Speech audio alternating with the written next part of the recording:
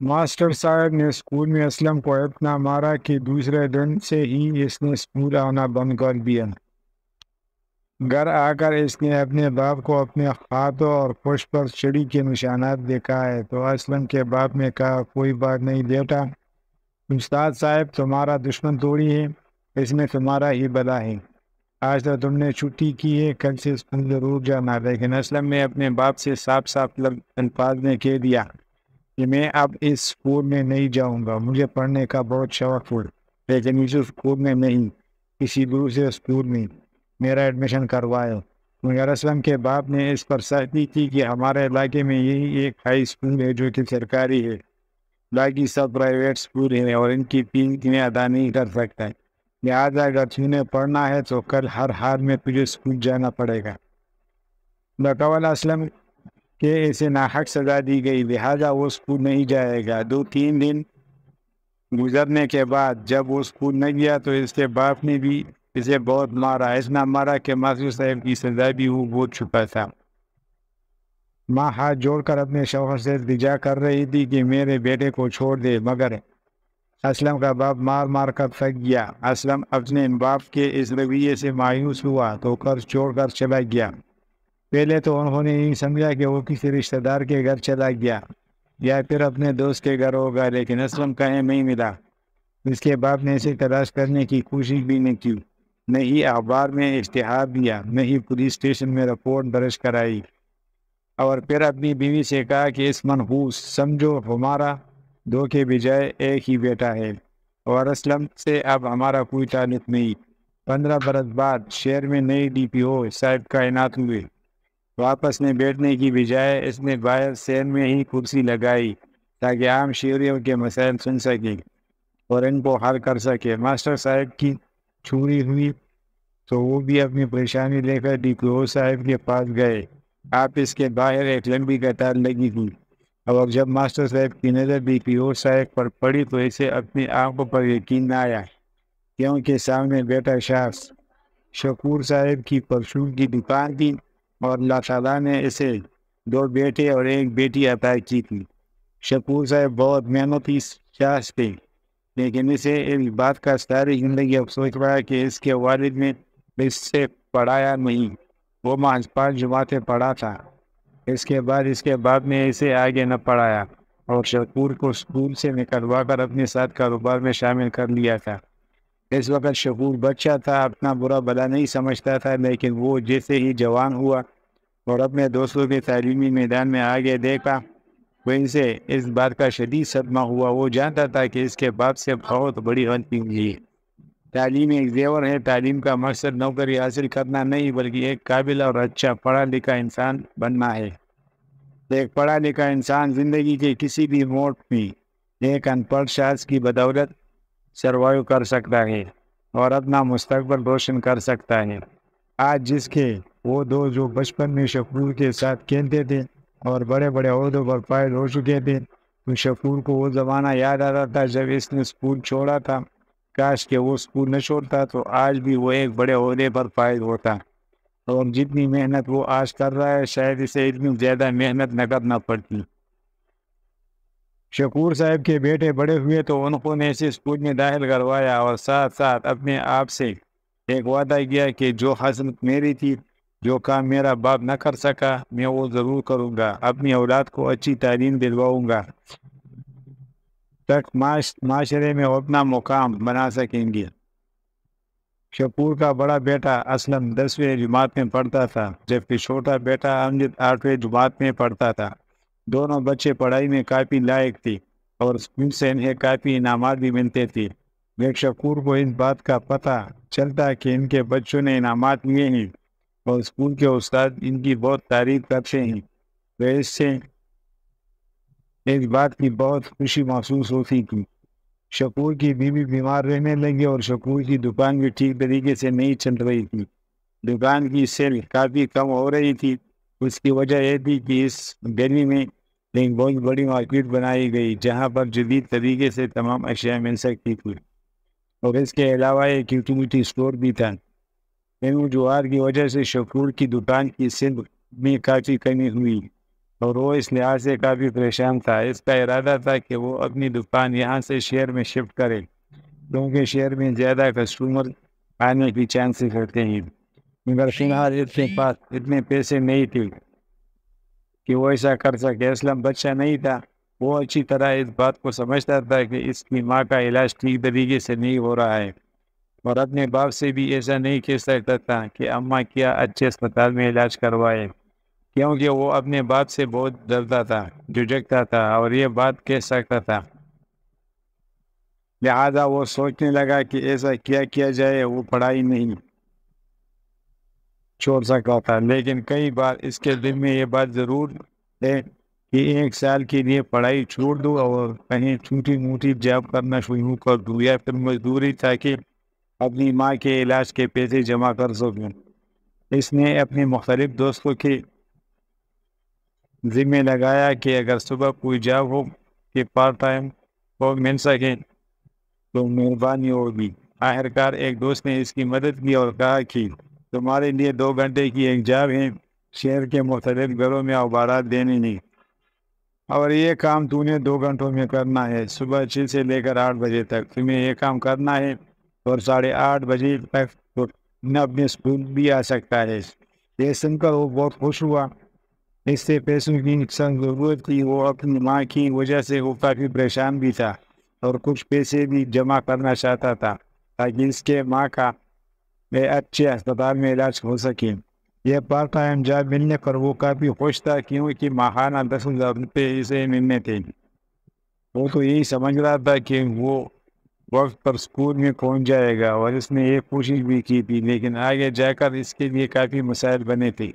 مسئلہ یہ بنا کہ استاد صاحب نے 10ویں جماعت کا ایک ایکسٹرا پیریڈ لگا لیا، کیونکہ بورڈ کے ایگزام قریب تھے اور وہ چاہتے تھے کہ بچوں کو زیادہ سے زیادہ ٹائم دے سکے۔ اس نے 10ویں جماعت کے تمام بچوں کو اس بات کا پابند بنایا کہ آپ 7:30 بجے سے وہی پہنچ جائے، تاکہ تمہاری تیاری کے لیے مجھے اضافی 1 گھنٹہ مل سکے۔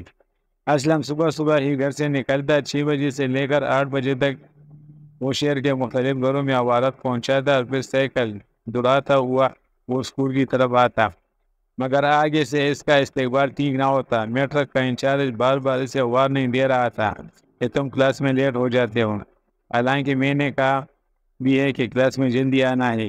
اگر تم اپنی حرکتوں سے باز نہ آئے اور میری بات پر عمل نہ کیا تو پھر میں تمہارے ساتھ سختی سے پیش آؤں گا۔ اسلم یہ کام بڑی ہی داری سے کر رہا تھا، لہذا وہ کسی کو بتانا نہیں چاہتا تھا، اور اس نے ٹیچر کو بھی یہ بات نہ بتائی کہ اسکول کھولنے سے پہلے وہ پارٹ ٹائم جاب کر رہا ہے۔ ٹیچر روزانہ اسے کلاس میں دلیر کرتا، مگر وہ خاموشی سے سب کچھ برداشت کر لیتا۔ آج جب کلاس میں آیا تو ٹیچر کافی غصے میں تھا۔ اس نے اسلم کو پہلے برا بھلا کہا اور اس بات کا تانا دیا کہ تو اپنی ٹیچر کی بات پر عمل نہیں کرتا، تیرا انجام بہت برا ہوگا۔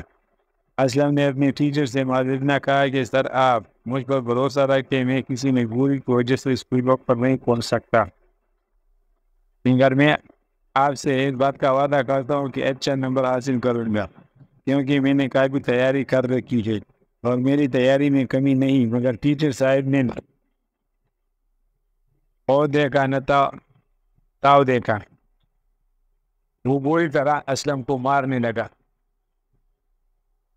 اتنا مارا کہ اسکول کے باقی ٹیچر درمیان میں حائر ہوئے۔ جب ہیڈ ماسٹر صاحب نے ٹیچر سے پوچھا کہ مزید اب صاحب آپ اسلم کو کیوں مار رہے ہیں، جس پر ٹیچر صاحب نے جھوٹ بولتے ہوئے کہا کہ اسلم نے بڑی کلاس کے سامنے میرا ہاتھ پکڑا اور میری ساتھ بدتمیزی کی ہے۔ اس نے گواہ کے طور پر کلاس کے باقی بچے ہیڈ ماسٹر کے سامنے پیش کیے اور کہا کہ آپ ان سے پوچھ لیں۔ بچوں نے اپنے استاد کے خوف کی وجہ سے اس بات کی گواہی دی کہ اسلم نے ٹیچر صاحب کے ساتھ بدتمیزی کی ہے۔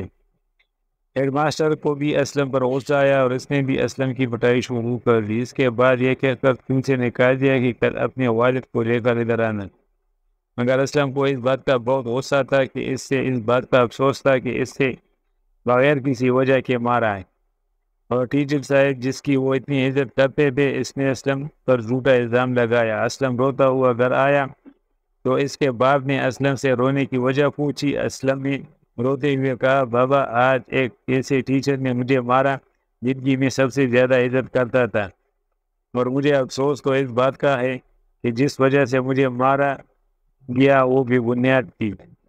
اس نے اپنے باپ کو خط اور پشت پر لگے نشانات دکھائے۔ شکور صاحب نے اپنے بیٹے کے وہ نشانات دیکھے اور پھر اس کے بعد کہا، بیٹا بے شک ٹیچر نے تجھے بہت مارا ہے، مگر یہ مار تمہارے لیے باعث برکت ثابت ہوگی، کیونکہ استاد صاحب کسی بھی اپنے طالب علم کا دشمن نہیں ہوتا، وہ اس کے بھلے کے لیے اسے مارتا ہے اور سزا دیتا ہے۔ تم بھی اس بات کو اچھی طرح سمجھ لو اور کبھی بھی اپنے استاد سے نفرت مت کرنا، کیونکہ اگر ایک طالب علم اپنے استاد سے نفرت کرتا تب وہ علم کی روشنی سے محروم ہو جاتا ہے، وہ ٹھیک سے سیکھنا ہی پاتا۔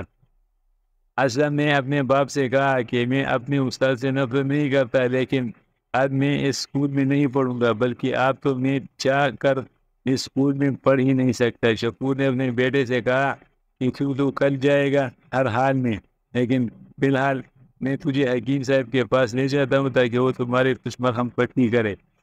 اس کے بعد شکور صاحب نے اپنے بیٹے کو حکیم کے پاس لے گئے۔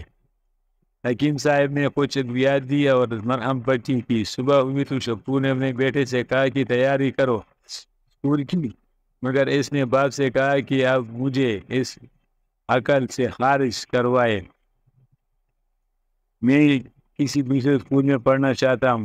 یہ سن کر اسلم کا باپ حیران ہوا اور کہنے لگا کہ ایسی بھی وقوفی کی باتیں کر رہے ہو، اس پورے علاقے میں ایک ہی سرکاری اسکول ہے جبکہ باقی پرائیویٹ اور مہنگے اسکول ہے، اور میں تمہارا اتنی مہنگی فیسیں کیسے ادا کر سکتا ہوں؟ مگر اسلم نے یہی کہا کہ اب اسکول میں میرے لیے پڑھنا ممکن نہیں۔ جب مجھے مارا جا رہا تھا تب کافی اسٹوڈنٹ میری اس حالت پر مسکرا رہے تھے اور میں ان کی وہ مسکراہٹ محسوس کرتا تھا۔ میں اب کسی سے نظر ملانے کے قابل نہیں ہے اور اس اسکول میں کچھ نہیں سیکھ سکتا۔ 2-3 دن تک اسلم اسکول نہ گیا تو چوتھے دن اس کے باپ نے بھی اس پر سختی کی اور پٹائی شروع کر دی۔ ماں بیچاری ہاتھ جوڑ کر آگے آ جاتی ہے اور کہتی کہ میرے بیٹے کو مت مارو، اسے پہلے ہی استاد نے بہت مارا ہے۔ شکور اپنی بیوی سے یہی کہتا کہ سمجھاؤ اپنے اولاد کو، اگر یہ میرے گھر میں رہے گا تو وہی کرے گا جو میں چاہوں گا، میرے ہر حکم کی تعمیل کرنی پڑے گی، وہ میں یہاں سے دفع ہو جائے۔ میں یہی سمجھوں گا کہ میرا ایک ہی بیٹا ہے اور مجھے کسی نالائق بیٹے کی ضرورت بھی نہیں ہے۔ اسلم نے جب یہ سنا تو اس سے بہت افسوس ہوا۔ وہ ساری رات سو نہ پایا جبکہ سارے سو رہے تھے۔ اس کے بعد فجر کی اذان کے وقت ہی اسلم گھر سے چل پڑا اور گھر سے خالی خواہ چل پڑا، اور اسے خود نہیں معلوم تھا کہ وہ کہاں جا رہا ہے۔ اسلم کی ماں صبح کی نماز ادا کرنے کے لیے اٹھی تو اس نے دیکھا کہ اسلم کا بستر خالی پڑا ہے۔ پہلے تو اسے یہی سمجھا کہ ادھر گھر میں کہیں ہوگا، پھر اس نے گھر کے سارے غسل خانے دیکھ لیے اور اس کے بعد چھت اور سین پر بھی نہیں تھا، تو وہ بے چین ہو گئی۔ بیچاری ماں تھی، وہ اپنے بیٹے کے لیے کافی پریشان ہوگی۔ اس سے اس بات کی پریشانی تھی کہ اسلم نے اپنے ساتھ کچھ ایسا ویسا نہ کر لیا ہو۔ وہ اپنے شوہر کے پاس ہوئے کہنے لگی کہ اسلم گھر میں نہیں ہے، آپ اٹھے دیکھے کہاں ہیں۔ شکور صاحب نے سوتے ہوئے اپنی بیوی سے کہہ دیا کہ خاموشی سے سو جاؤ اور مجھے نہیں سونے دو، کہیں نہیں جا رہا ہے، باہر کہیں ہوگا۔ لیکن وہ ماں تھی، اپنے بیٹے کے لیے پریشان تھی، بار بار اپنے شوہر کو اٹھا رہی تھی۔ اس کے بعد صبح کی روشنی پھیلنے لگی تو شکور نے ارد گرد دیکھا لیکن اسلم کہیں نظر نہیں آ رہا تھا۔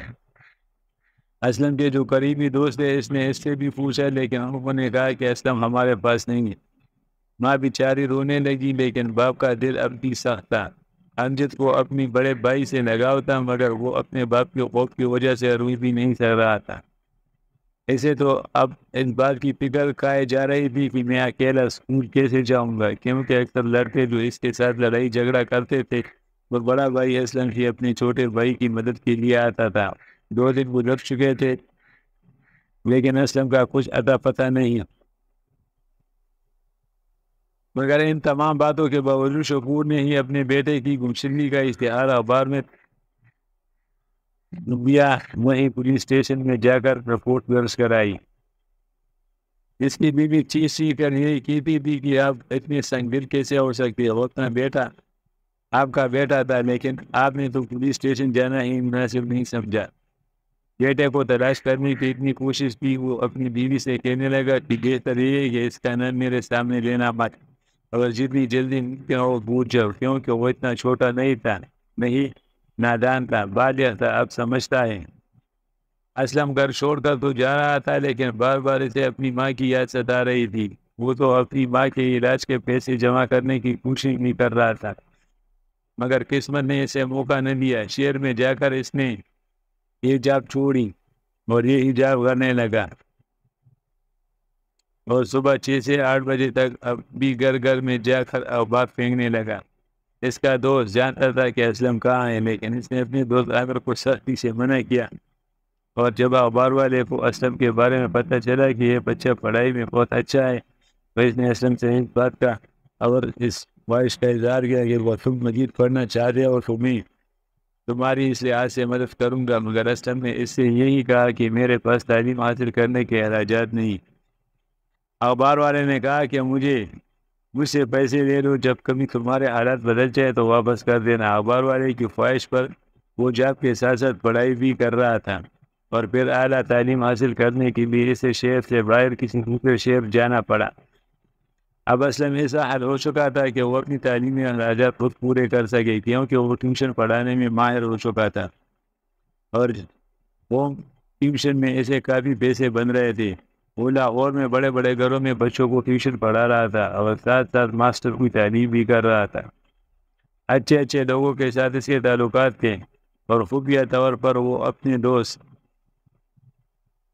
کے ذریعے ماں کو پیسے بھی بھیج رہا تھا۔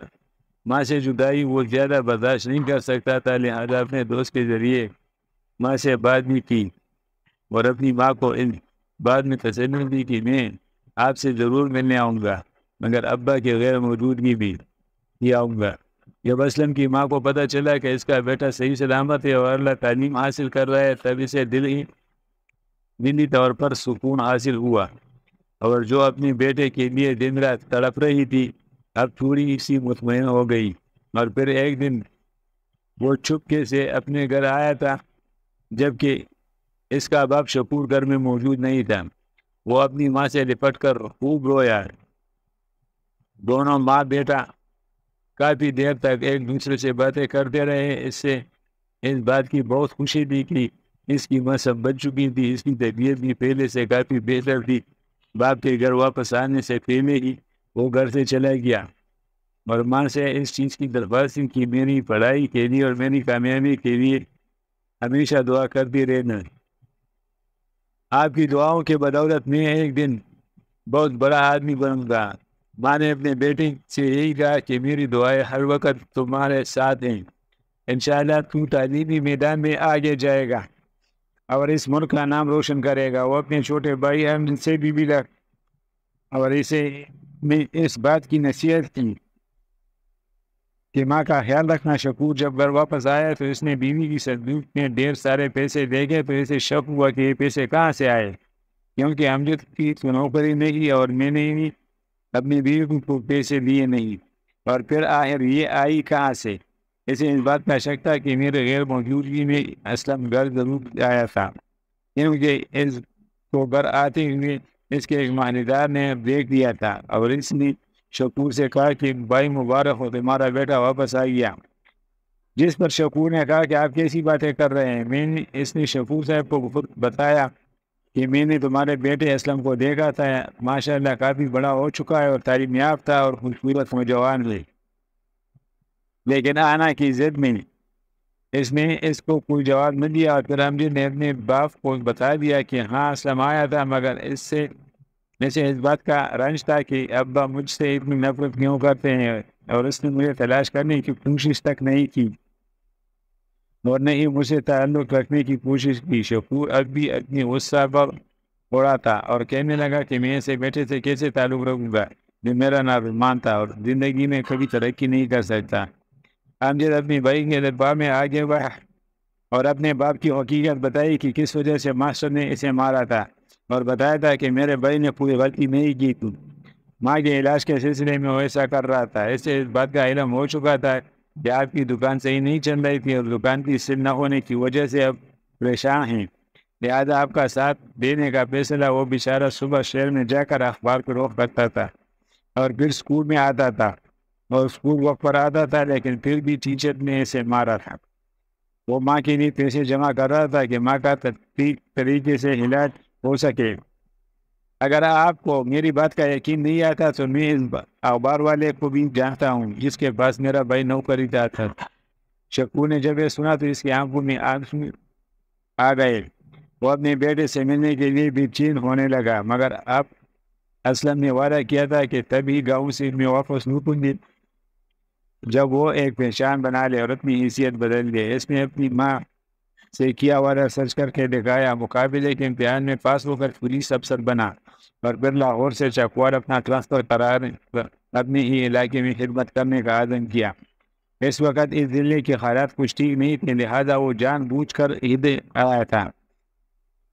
آئے دن چوری ہوا کی وارداتیں ہو رہی تھی اور ڈی پی او صاحب نے آتے ہی پہلے دن آفس میں بیٹھنے کے بجائے آفس کے باہر سین میں کرسی لگائی تاکہ عام شہریوں کی مسائل سن سکیں اور ان کو حل کرنے کی کوشش کرے۔ ماسٹر مرید صاحب کے گھر بھی چوری ہوئی تھی اور وہ شکایت لے کر ڈی پی او صاحب کے پاس حاضر ہوئی، لیکن جب وہ آئے تو ایک شہریوں کی لمبی قطار اس کے سامنے تھی۔ اس نے دور سے ہی اسلم کو دیکھ لیا تھا اور اسے پہچان بھی لیا تھا۔ شرمندگی کے باعث وہ اب اسلم سے نظریں نہیں ملا سکتا تھا، کیونکہ اس نے جھوٹ بول کر اسلم کو اسکول سے نکلوایا تھا۔ لاٹھی کا سہارا لے کر وہ واپس جا رہے تھے کہ اسلم نے اسے اپنے پاس بلایا، اس کو بیٹھنے کے لیے کرسی دی اور اپنے استاد کو پہچان چھپا تھا۔ اس نے ماسٹر صاحب کی شکایت سنی اور کہا کہ آپ کے ساتھ جلدی انصاف ہوگا، اور ماسٹر صاحب کی حقیقت بتائی کہ ماں کے علاج اور دوائی کے پیسے اکٹھے کر رہا تھا، اس لیے اسکول لیٹ آتا تھا، جس کی وجہ سے آپ نے مجھے مارا تھا۔ اور پھر ماسٹر سے بھی عورت بیانی کی تھی۔ کانپتے ہوئے خاتے کے ساتھ وہ اسلم سے معافی مانگ رہا تھا۔ وہ اسلم نے اپنے ٹیچر کو گلے سے لگایا اور کہا کہ مجھے آپ سے کوئی گلہ نہیں، بس مجھے اپنے باپ سے شکوہ ضرور ہے کہ اس نے مجھے تلاش نہیں کیا۔ سارا دن مشیریوں کے مسائل سننے رہے اور پھر شام کو امجد اپنے باپ کو لے کر بھی وہ اسلم کے پاس آیا۔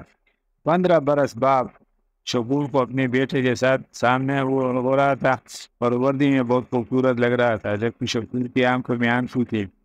شکور نے اپنے بیٹے سے کہا کہ تمہارا باپ اس قابل کو نہیں کہ اس کا تیرے جیسا کوئی بیٹا ہو سکے، تو اپنے باپ کو معاف کر دینا۔ اس نے اپنے باپ کو گلے سے لگایا۔ کافی دیر تک باپ بیٹا گلے سے لگ کر روتے رہے۔ جب سے ڈی پی او اسلم کا ٹرانسفر ادھر ہوا، شہر کے حالات پہلے سے کافی بہتر تھے۔ اسے مجرم جو کئی سالوں سے آزاد گھوم رہے تھے اور اپنے جرم کا دائرہ وسیع کیا ہوا تھا، وہ حوالات کے پیچھے آئے اور شہریوں نے سکھ کا سانس لیا۔ اسلم کی ماں کے علاوہ ان تمام ماؤں کی دعائیں اسلم کے ساتھ تھے، جن کے کسی نہ کسی فرد کو اسلم نے انصاف دلوایا۔ وہ اپنے فرائض میں کسی قسم کی کوتاہی نہیں برتنا چاہتا تھا۔